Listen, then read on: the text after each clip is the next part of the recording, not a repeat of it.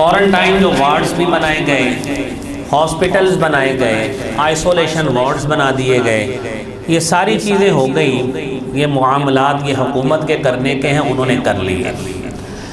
جو وہ کوتاہی کریں گے وہ اللہ کے ہاں جواب دہ ہیں، اس کا مواخذہ ہم سے نہیں ہونا۔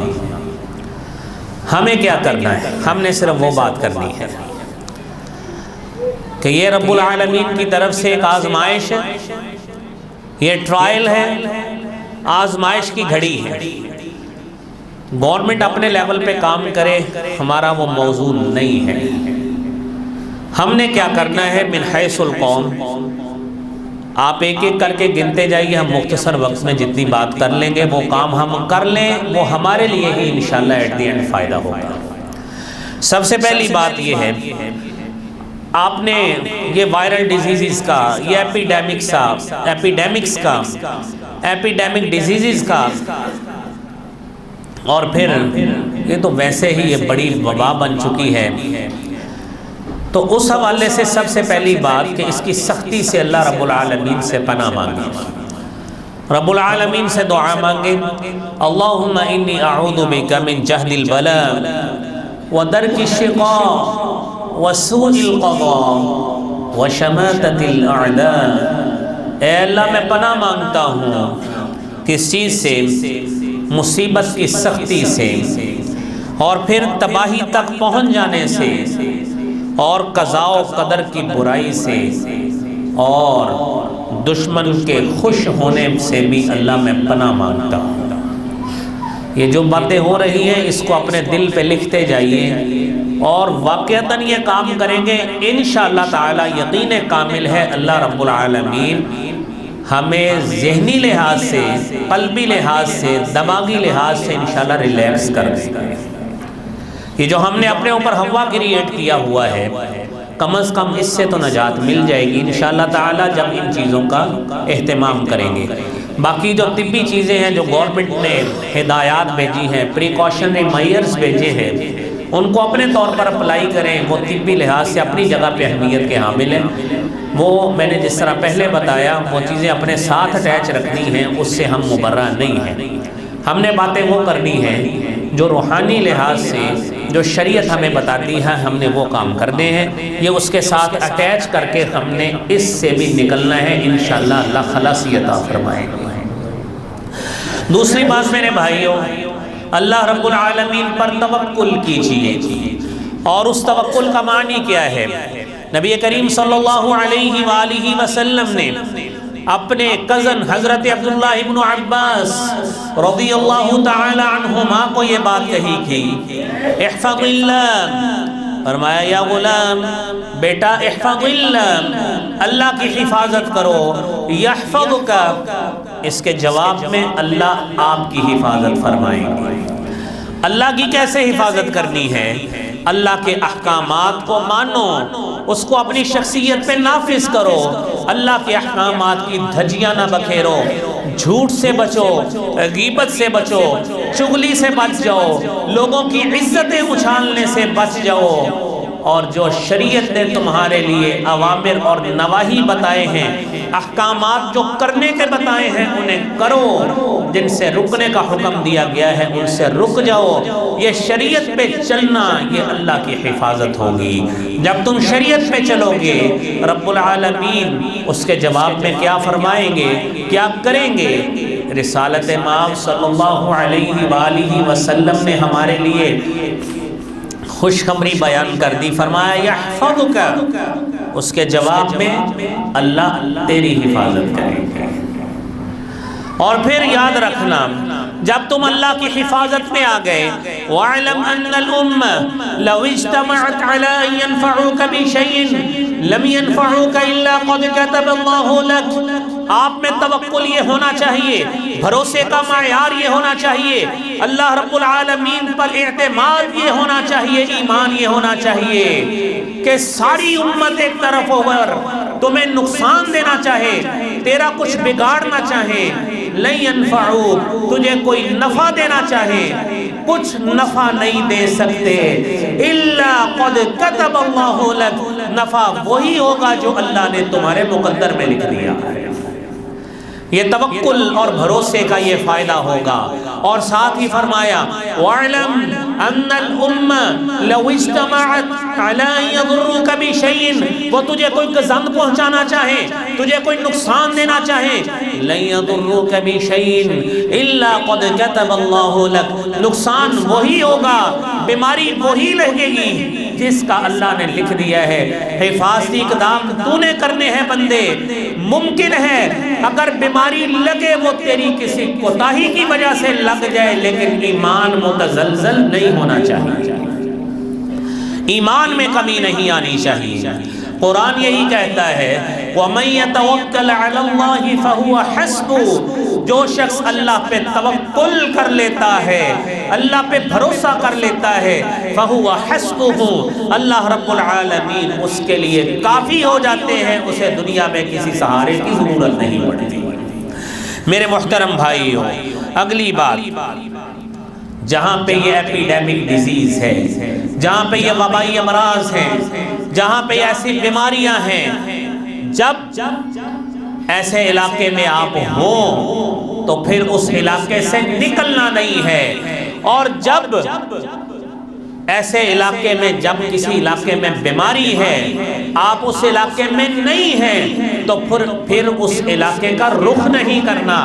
بدقسمتی سے ہمارے ساتھ جو ہوا ہے، ہم نے صحیح بخاری میں جو اللہ کے پیارے حبیب صلی اللہ علیہ وآلہ وسلم نے حدیث مبارکہ بیان کی ہے، ہم نے اس پہ عمل نہیں کیا۔ جب عمل نہیں کیا، اپنے دروازے امیگرینٹس کے لیے کھول دیے، تو اس کا نتیجہ ہمارے سامنے ہے، وہ سارے پاکستان میں پھیل گیا، وہ بیماری پھیل رہی ہے۔ نبی کریم صلی اللہ علیہ وآلہ وسلم نے فرمایا، صحیح بخاری کی حدیث، فرمایا اذا سمعتم به بأرض فلا تقدموا به، جب تمہیں پتہ لگے کسی علاقے میں بیماری ہے، وبائی مرض ہے، اور وہاں پہ یہ مرض موجود ہے، لا تقدموا علیہ، اس علاقے کی طرف مت جاؤ۔ وَإِذَا وَقَعَ بِأَرْضٍ وَأَنْتُمْ بِهَا، اور جب تم ایسے علاقے میں موجود ہو جہاں پہ یہ ایپیڈیمک ڈیزیز موجود ہے، فَلَا تَخْرُجُوا مِنْهَا فِرَارًا مِنْهُ، وہاں سے فرار ہوتے ہوئے مت نکلیے، تمہارے نکلنے کی وجہ سے یہ بیماری کے اثرات ان علاقوں میں بھی چلے جائیں گے۔ یہ تیسری حدیث، تیسری بات، میرے محترم بھائیوں، نبی کریم صلی اللہ علیہ وآلہ وسلم کی ہدایات کی روشنی میں جب وبائی مرض آتی ہے تو چوتھا کام ہمیں کیا کرنا ہے؟ وبا زدہ مریض جن کے اندر یہ وائرل ڈیزیز کا شبہ ہے، جن میں یہ ایسی بیماری موجود ہے، ایسا وائرس موجود ہے، ان کو تندرست لوگوں سے الگ رکھیں۔ یہ آئسولیشن وارڈز، یہ کوانٹائر، یہ سارے اسی لیے بنائے گئے ہیں تاکہ ان مریضوں کو الگ رکھا جائے، آئسولیشن وارڈز میں رکھا جائے۔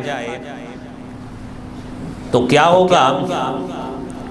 نبی کریم صلی اللہ علیہ وسلم کی حدیث سنیے، آپ نے فرمایا لا یوردن ممرض علی مصح، کوئی مریض، کوئی شخص اپنے بیمار جانور کو، بیمار اونٹوں کو صحت مند اونٹ کے پاس لے کر نہ جائے۔ کیوں کہا؟ کیونکہ اس کا وائرس تندرست لوگوں میں منتقل ہو کر ان کو بھی اسی بیماری میں مبتلا کر سکتا ہے۔ یہ جو ہدایات بتائی ہیں، یہ تو جانور کا بتایا، تو انسان کی قدر و قیمت تو بھائیوں جانور سے کہیں زیادہ ہے۔ یہ وہ انسان ہے جس کے بارے میں رسالت مآب صلی اللہ علیہ وآلہ وسلم نے ایک مومن کی جان کے بارے میں کہا تھا۔ آپ نے کعبۃ اللہ کو مخاطب ہو کے کہا، فرمایا ما اعظمک، تو کتنی عظمت والا ہے، ما اعظم حرمتک، تیری حرمت کتنی بڑی ہے، واللہ لحرمت مؤمن اشد من حرمتک، ایک مومن کی حرمت تیری حرمت سے کئی زیادہ ہے۔ یہ وہ کعبۃ اللہ جس کے لیے ہم لاکھوں روپیہ خرچ کر کے، مسلمان اپنی جائیداد پونجی جوڑ کر اس کی زیارت کے لیے جاتے ہیں۔ ایک مومن کی جان کی قدر و قیمت رسالت مآب صلی اللہ علیہ وسلم نے کعبۃ اللہ سے بھی زیادہ حرمت بیان فرمائی ہے۔ اور پھر صحیح مسلم کی حدیث ہے، نبی کریم صلی اللہ علیہ وآلہ وسلم، ایک شخص عمر بن شریف بیان کرتے ہیں، اپنے باپ کے حوالے سے روایت کرتے ہیں کہ ثقیف کے وفد میں ایک کوڑ زدہ آدمی تھا۔ آپ صلی اللہ علیہ وسلم نے اس کی طرف پیغام بھیجا، اِنَّا قَدْ بَایَعْنَاكَ، ہم نے تیری طرف سے بیعت لے لی ہے، تم لوگوں میں مت آنا، فَرْجِعْ، یہیں سے واپس چلے جاؤ، یہیں سے واپس چلے جاؤ، کیونکہ تیرے اندر جو مرض ہے اس کا امکان ہے کہ اس وجہ سے دوسرے لوگ بھی کہیں مرض میں مبتلا نہ ہو جائیں۔ لیکن ہمیشہ بھائیوں یہ بات ذہن میں رکھیے، بیماری منتقل کرنے والی ذات اللہ رب العالمین کی ہے، اور یہ انسان پھر کیا کرتا ہے، بدعقیدگی کا شکار ہوتا ہے کہ چونکہ مریض آیا تھا اس وجہ سے ہوا، وہ اللہ رب العالمین کی قدرت کا انکار کر بیٹھتا ہے۔ رسالت مآب صلی اللہ علیہ وسلم نے اسی لیے پریکاشنری میئرز بتائے ہیں، ہدایات کے پہلو بتائے ہیں، حفاظتی اقدامات بتائے کہ آپ یہ کام کر لیں، اب پھر اس بیماری سے حتی الوسع اللہ تعالیٰ آپ کو محفوظ فرمائیں گے۔ اگلی بات میرے بھائیوں، کثرت کے ساتھ دعاؤں کا اہتمام کیجئے۔ وہ دعا جس کے بارے میں رب العالمین فرماتے ہیں، وَقَالَ رَبُّكُمُ ادْعُونِي أَسْتَجِبْ لَكُمْ إِنَّ الَّذِينَ يَسْتَكْبِرُونَ عَنْ عِبَادَتِي سَيَدْخُلُونَ جَهَنَّمَ دَاخِرِينَ۔ تمہارا رب کہتا ہے، ادعونی، مجھے پکارو، مجھ سے مانگو، مجھے بلاؤ، میرے آگے فریادیں رکھو، اپنی التجائیں رکھو، اپنی گزارشات رکھو، اپنی درخواستیں سوالات رکھو۔ تو کیسی دعا کرنی ہے؟ نبی کریم صلی اللہ علیہ وسلم نے فرمایا، من فتح له منکم باب الدعاء، جس کے لیے اللہ رب العالمین کی طرف سے دعا کا دروازہ کھل گیا، کھول دیا گیا، فتحت له ابواب الرحمہ، اس کے لیے رحمت کا دروازہ کھل گیا۔ وما سئل اللہ شیئا یعنی احب الیہ من ان یسأل العافیہ، بندہ جب بھی اللہ سے سوال کرتا ہے، سب سے بہترین اور محبوب سوال یہ اللہ سے ہوتا ہے کہ بندہ اللہ سے عافیت کا سوال کرے، اللہ سے عافیت کا سوال کرے۔ اور بندے کو کیا دعائیں آج کے حوالے سے کرنی چاہیے؟ دعا مانگنی چاہیے، اللہم انی اسألک العافیہ والمعافات فی الدنیا والآخرہ، اے اللہ تجھ سے عافیت کا سوال کرتا ہوں، اے اللہ معافی کا سوال کرتا ہوں، دنیا میں بھی اور آخرت میں بھی اس کا سوال کرتا ہوں۔ دوسری دعا جو نبی کریم صلی اللہ علیہ وآلہ وسلم نے فرمایا، اللہم عافینی فی بدنی، اللہم عافینی فی سمعی، اللہم عافینی فی بصری، لا الہ الا انت۔ یہ دعا فرمائے میرے بھائیوں، دعاؤں کا ورد کیا کریں تاکہ اللہ کریم ہمیں ان بلاؤں سے، ان آفتوں سے محفوظ رکھے۔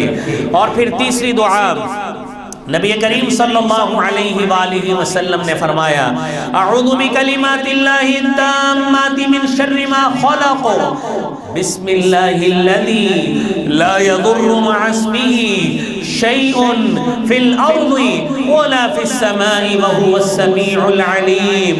اور پھر اگلی دعا، لا الہ الا انت سبحانک انی کنت من الظالمین۔ یہ میرے بھائیوں کثرت کے ساتھ اللہ رب العالمین سے دعا مانگے۔ اور پھر اللہم انی اعوذ بک من البرص والجنون والجذام ومن سیئ الاسقام، اے اللہ میں تجھ سے پناہ مانگتا ہوں پھل بیری سے، مجھے کوئی ایسی جسمانی بیماری نہ لگ جائے، اے اللہ جزام کی بیماری نہ لگ جائے، اے اللہ کوڑ کی بیماری، جزام کی بیماری، پاگل پن کی بیماری کہیں میرے جسم میں نہ آ جائے، ومن سیئ الاسقام، اور اے اللہ میں تجھ سے پناہ مانگتا ہوں اللہ کہیں کوئی بری بیماری نہ مجھے لگ جائے۔ یہ میرے بھائیوں کثرت کے ساتھ دعاؤں کا ورد کریں۔ تو یہی دعاؤں سے اسی پر گفتگو کا اختتام کرتے ہیں، کثرت کے ساتھ دعاؤں کا اہتمام کیجئے، اور جو آپ کو حفاظتی تدابیر اور اقدامات گورنمنٹ کی طرف سے مختلف میڈیا چینلز کے ذریعے، پرنٹ میڈیا کے ذریعے بھائیوں بتائے جاتے ہیں، ان کا اہتمام کریں۔ اللہ کریم ہمیں یہ کام کرنے کی توفیق عطا فرمائے۔ وآخر دعوانا ان الحمد للہ رب العالمین۔